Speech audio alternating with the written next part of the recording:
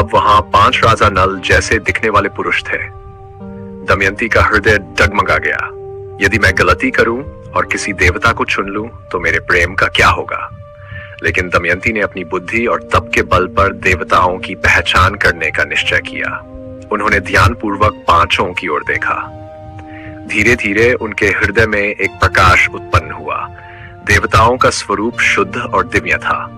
उनके चरण धरती को नहीं छू रहे थे, उनके शरीर पर पसीना नहीं था और उनकी आंखों में मोह या प्रेम जैसी कोई मानविक भावना नहीं थी। लेकिन राजा नल, उनके चेहरे पर एक अलग ही आकर्षण था। उनकी आंखों में प्रेम और करुणा की गहराई थी। उनके माथे पर पसीने की हल्की बूंदें चमक रही थी।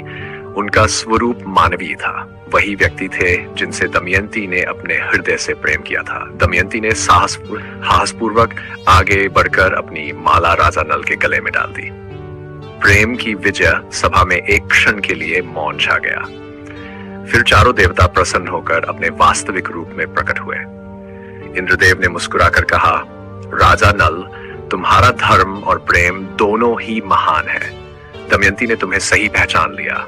हम आशीर्वाद देते हैं कि तुम्हारा दाम्पत्य जीवन सुखमय हो।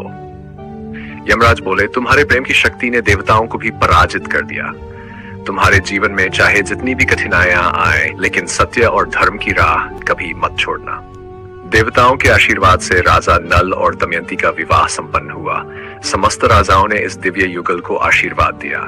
विदर्भ राज्य में उत्सव मनाया गया। राजा नल दमयंती को अपनी रानी बनाकर निषद राज्य लौट आए।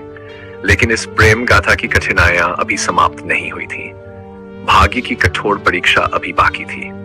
क्या राजा नल अपने राज्य और प्रेम की रक्षा कर पाएंगे? भाग्य की अगली चुनौती क्या होगी?